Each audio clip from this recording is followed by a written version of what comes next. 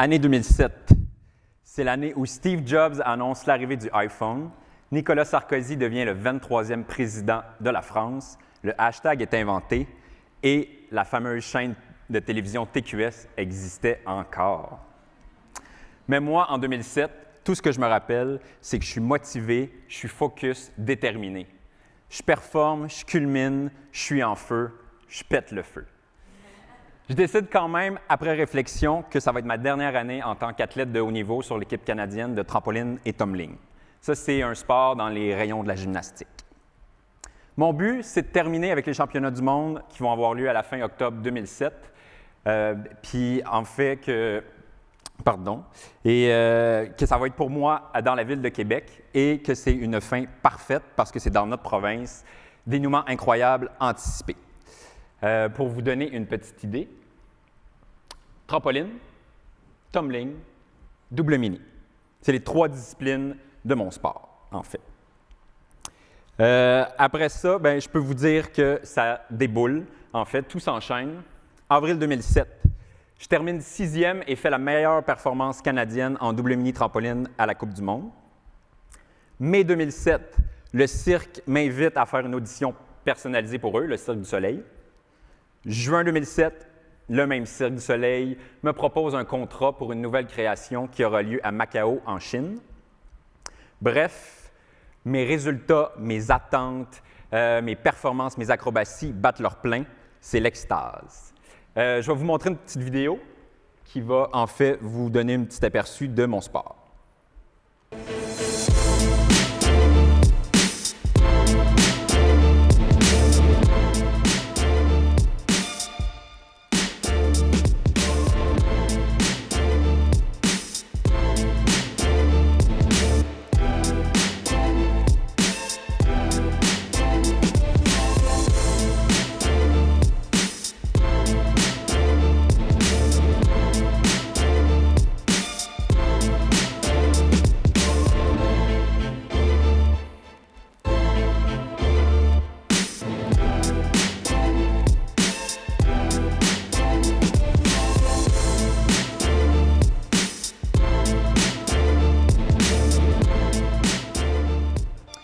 Voilà, comme vous pouvez voir, les images sont très 2007, OK? Elles sont un peu vieilles.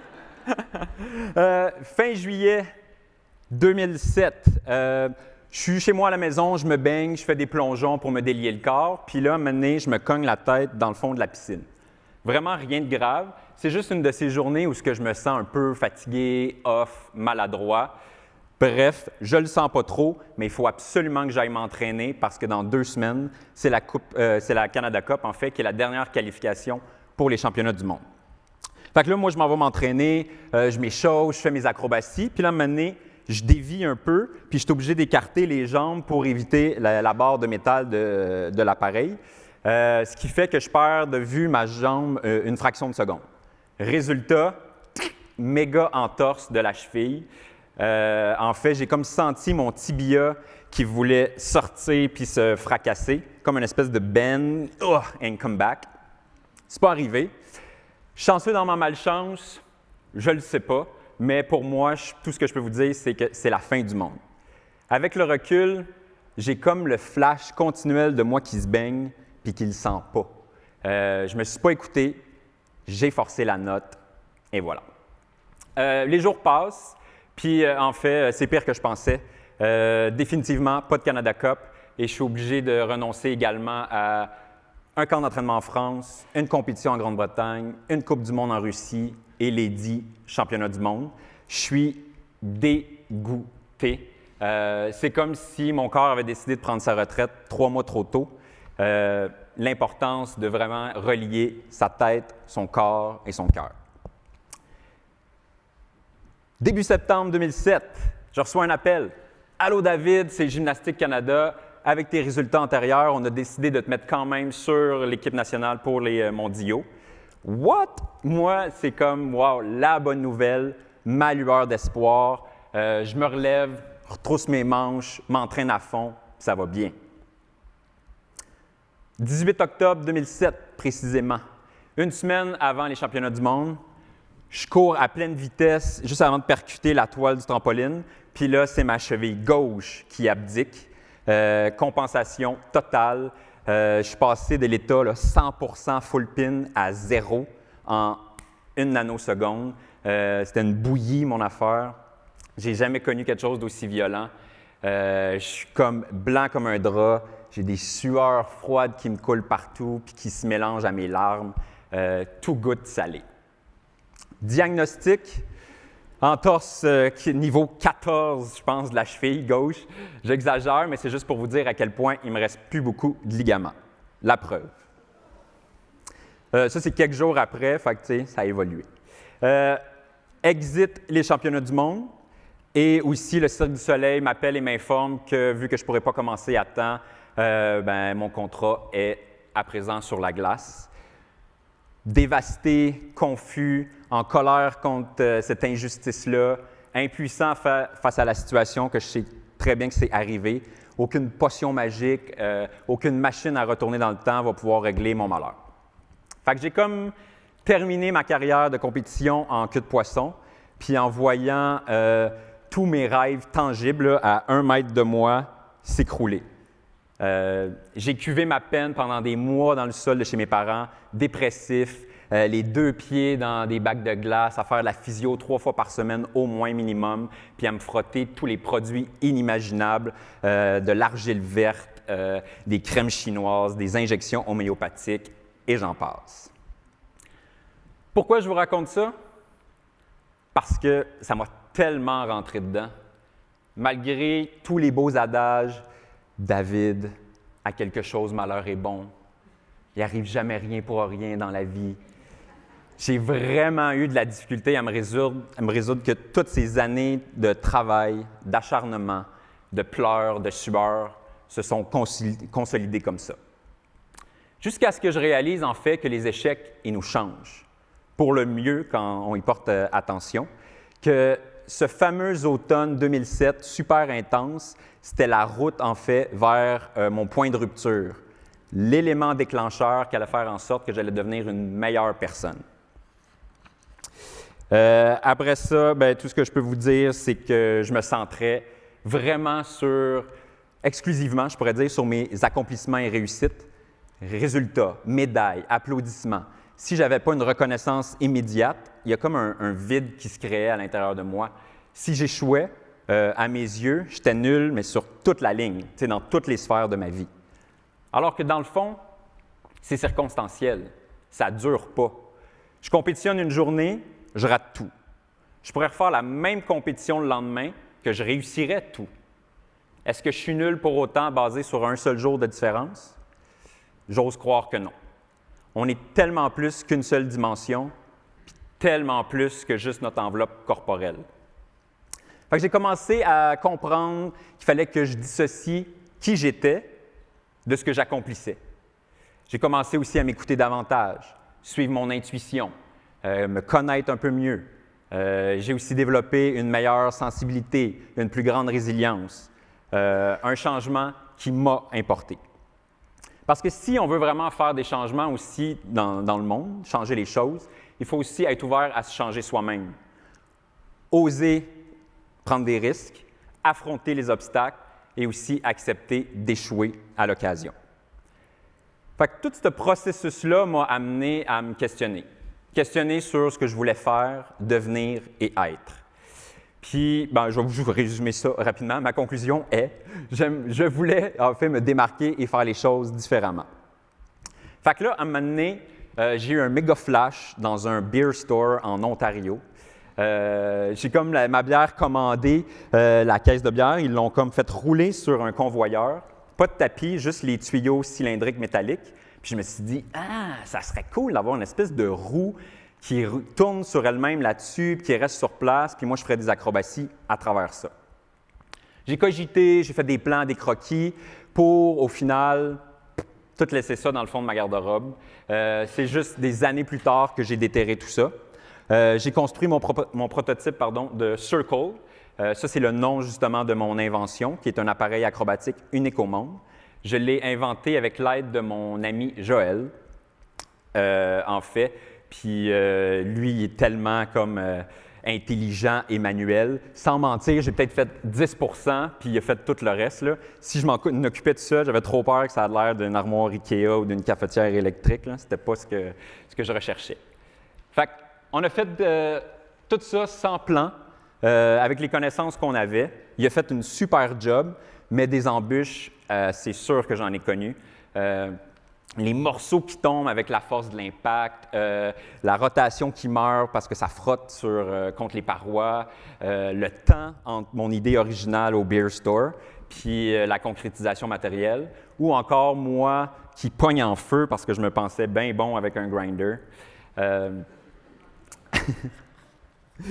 Fait que c'est ça. Fait que moi, qu'est-ce que je peux vous dire de ça? Quelle est la morale de cette histoire? Pour être créatif, buvez de la bière. Non. Sans blague, je pense que c'est de suivre davantage son intuition. Puis c'est tellement difficile aujourd'hui parce qu'elle est ensevelie de bruit, de stimuli, de technologie. Il faut vraiment cultiver son silence intérieur puis d'écouter la petite voix qui nous habite. Parce que aussi, on est porté à avoir seulement, des fois, le résultat final. Puis je m'inclus tellement là-dedans. On oublie, tu sais, par contre, des fois c'est un piège en fait pour moi. Des fois, soit qu'on pense que c'est facile ou soit que c'est inatteignable. C'est dangereux. Moi, je pense qu'on oublie des fois tout ce qui est le behind the scenes, les tentatives, les essais, les petites réussites, les échecs, qui sont pour moi un passage obligé. C'est comme ça qu'on en ressort plus transformé, grandi. Plus qu'une image vaut 1000 mots.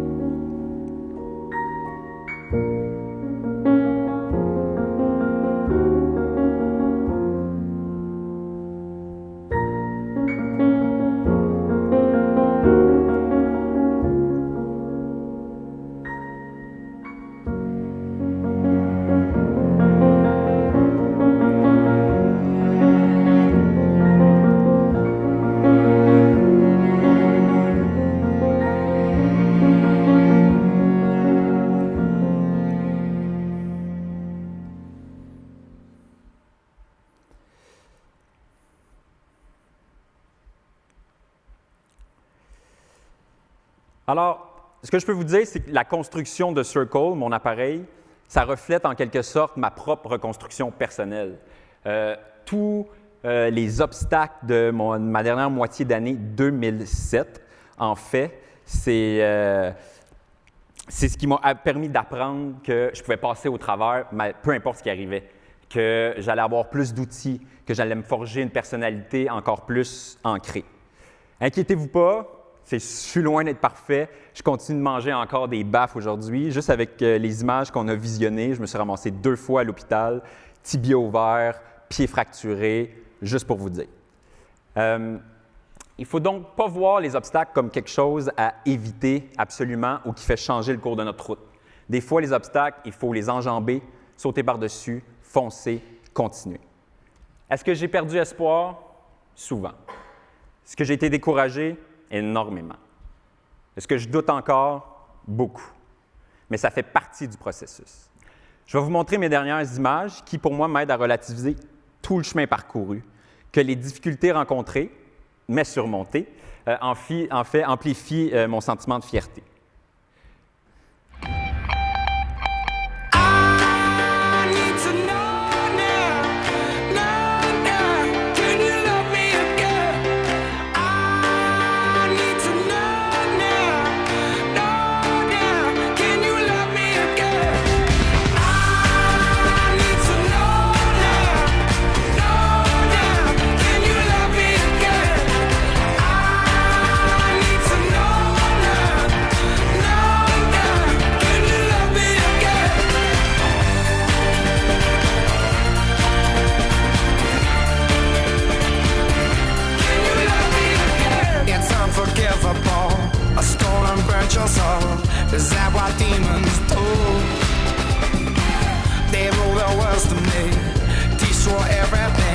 they bring down angels like you. Now I'm rising from the ground, rising up to you. Filled with all the strength I found, there's nothing I can't do. I need to know now, can you love me again? I need to know now, can you love me again?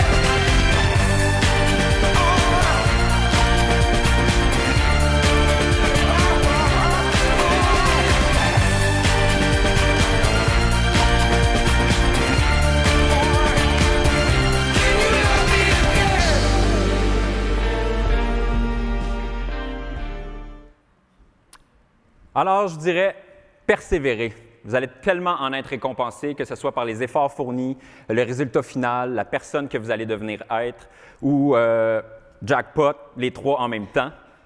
Je vous dirais, rester créatif, vulnérable, rêveur, ça importe tellement.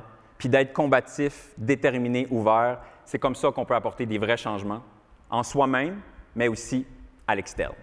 Merci. David Girard. Merci.